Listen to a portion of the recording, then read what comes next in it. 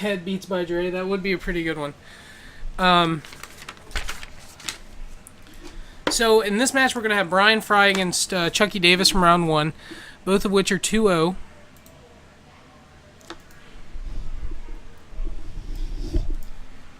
I know Chucky's playing Jund, and I'm fairly certain that Brian Fry is playing Grixis Delver.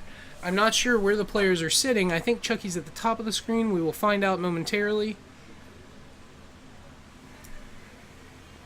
Yeah, Chucky's definitely going to be at the top.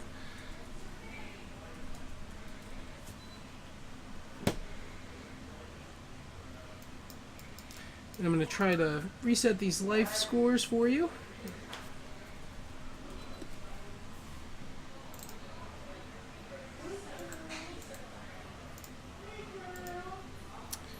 Yeah, sorry that the font's in white and it might be a little more difficult to read.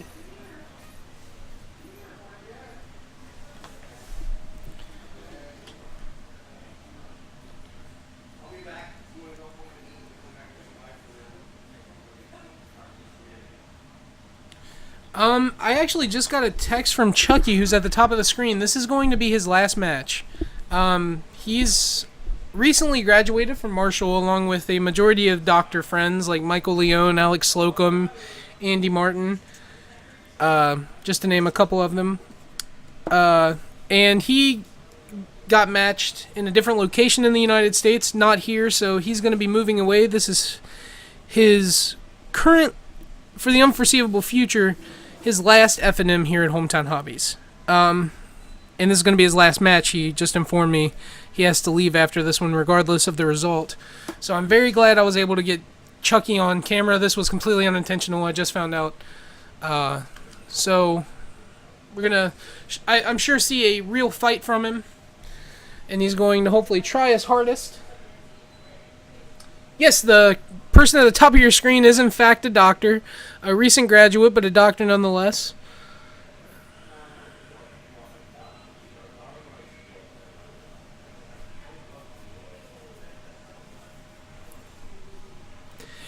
And with the Grixis Delver list, I believe it's the build that plays Gurmag Angler, but I'm not 100% on that.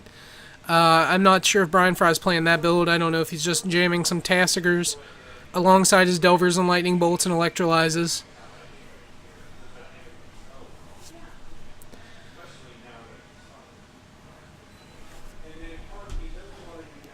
Looks like Brian Fry is ready to present, and the same with Chucky. He's going to do a simple cut and grab his dice to roll.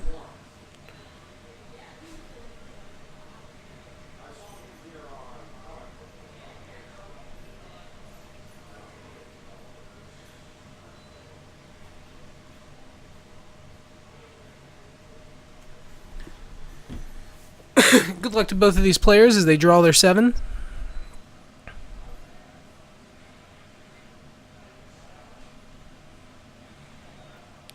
Brian at the bottom is a longtime player who has had a couple tournament successes. He's top-8'd a Star City Games Open in Nashville back in 2010, but he quit playing very soon after that and started playing again when Modern Masters 2 came out. So we're expecting to see some great things from him. Chucky is definitely a name to be recognized in the area, especially as of late. He's been tearing up local competition. He has to read Olivia Voltaire, and I let him borrow this deck. He has no idea what the cards do. So he's going to read it in Mulligan. He says, that 4-drop is not good for me. Apparently I hit my Siri button at some point, and it recorded me saying all of that. It's interesting.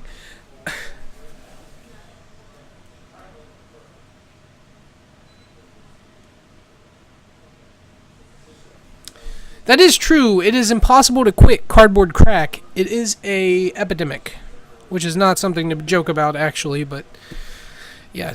I've known many people to quit Magic, and then maybe 5 years will pass, and then sure enough, they're right back in.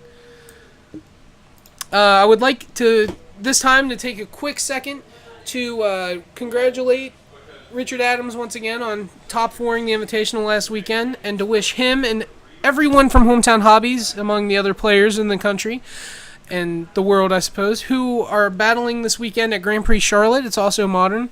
Chucky looks at his 6, and it looks like he has a decent mix of spells and lands, and he's going to keep. A Drowned Catacomb going to come down for Brian Fry. As Chucky has recently started playing Magic, as in with Theros block, so he might not know what the buddy lands are. He draws a Blackcleave Cliffs, which is a very good one to draw. But, yeah, it's a game that you can't really stay away from. No matter how long it takes, you always end up back in. I myself have quit before and got back in. It's like that with most card games. Once you're a card game nerd, I feel like you are pretty much permanently. But good luck to everybody, especially from the card shop who's going, like our shop owner, Matt Oldacre, his wife, Christina Smith, Carter Newman. He's been in the booth with me a couple times. David Snow, Jeb Dickerson. He's a friend. And, of course, Richard Adams and his crew. I'm not sure who all went with him. We're going to see a Confidant draw for Chucky, and that card is probably going to come down on turn 2, as it is a very good turn 2 play. Blackcleave Cliffs number 2 going to come down, and he's just going to pass it back. Not sure what he's expecting from Brian Fry, seeing a Thought Scour in a land. He's going to sack his Bloodstained Mire at end of turn, going to... Ooh, it pranked him, I forgot. I'm going to have to switch that next time I go over. Down to 19. And I'm sure that he's going to grab a Shockland, probably Steam Vents, if I had to make a guess. It is, in fact, Drowned Catacomb. Steam Vents into play tapped. He's going to shuffle, and Chucky's going to cut. And that is certainly going to be a pass from Chucky. And Brian's going to draw.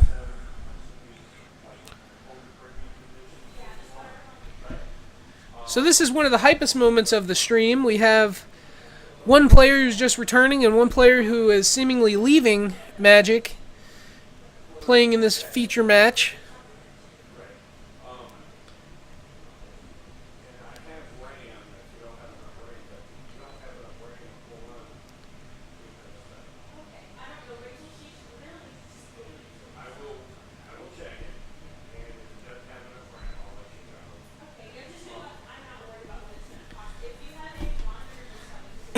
Brian's thinking what to do.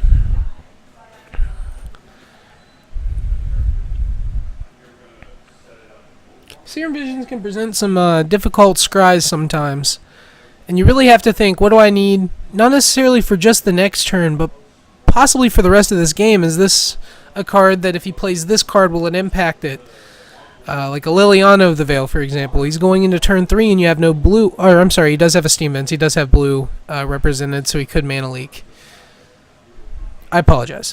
Ignore me.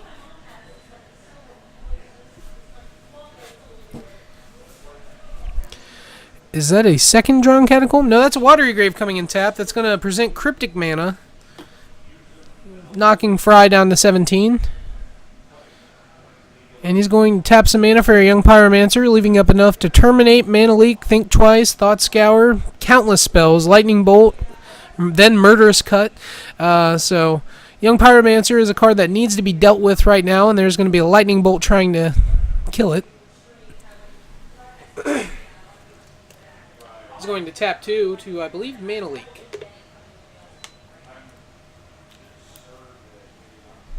Yeah, Brian using the textless Mana Leaks, and he's going to follow it up with a second Lightning Bolt to truly handle it, along with a fetch land to put a shock land into play tapped at end of turn, probably... Overgrown Tomb. The black mana is important. The red mana, you already have 2 sources, not so much.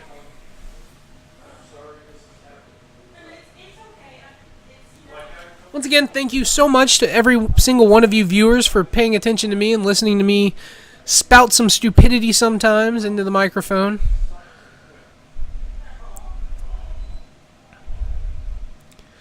Let's pass back to Chucky, who's going to probably play his 4th land here. I think he has one. Looks like it's a textless swamp.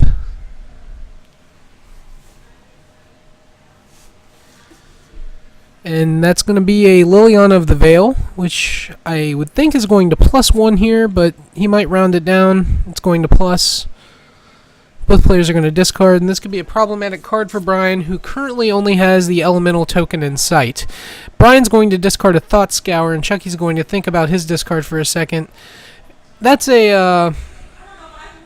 Brian, I don't think, has had the chance to play with Liliana of the Veil too much, but if I can make a suggestion, put your Liliana of the Veil discarded card face down in front of you, and then make sure that when you flip yours, your opponent is ready to flip their card. Even that tiny bit of information can be enough to maybe win an entire match. So if you play with Liliana of the Veil or play against her, always put your card face down until you're both ready to discard, then discard them simultaneously. That's my suggestion. I'm not sure how everyone else does it, but that's how I have played Liliana of the Veil for a long time.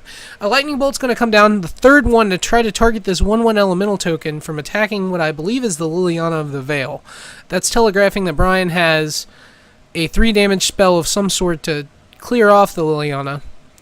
But with this Lightning Bolt coming down from Chucky, it makes an awkward play for Brian. If he has Cryptic, do you Cryptic command this Lightning Bolt? And no, he's just going to Snapcaster Mana Leak the Lightning Bolt.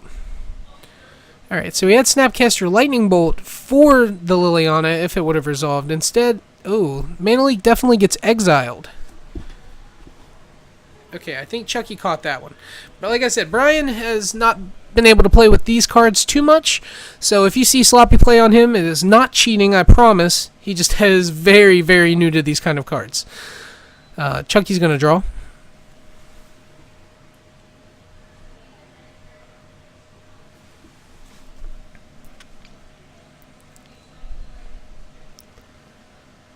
And Snapcaster's a very, very overpowered card. That's another card that spiked heavily this past week. I believe it's $80 now.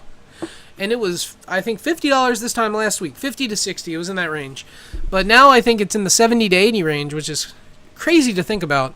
It looks like Fry is top decking, or he's taking a while to think, but Chucky, he's just taking a while. He discards a Terminate to Chucky's Forest off the Liliana Plus.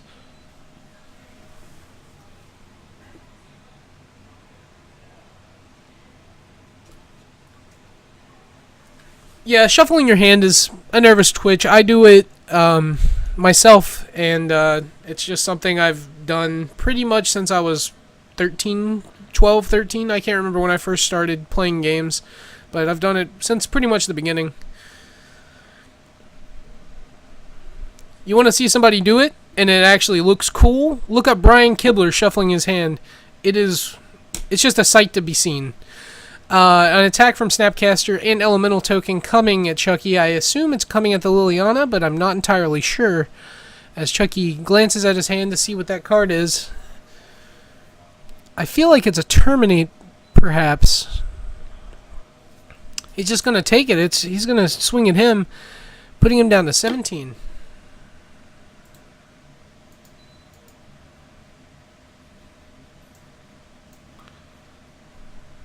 Oh, he swung one at the Liliana and then finished it off with the Lightning Bolt. I see.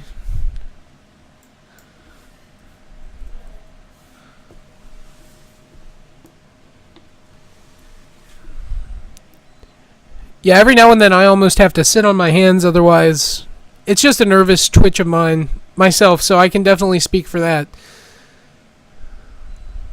And this looks like this might be a Delved Tassiger.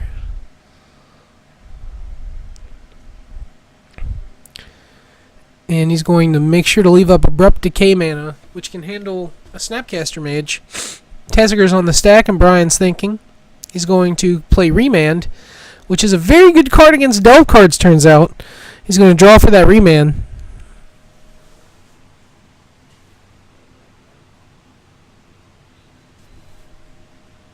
I have heard that myself, that if you shuffle your hand faster, you do become a better Magic player. I don't know, I haven't seen any scientific studies on this yet, but I know it did that in Yu-Gi-Oh! In Yu-Gi-Oh!, the faster you shuffled your hand, the better player you are. It's been known. Like the Dothraki say, it is known.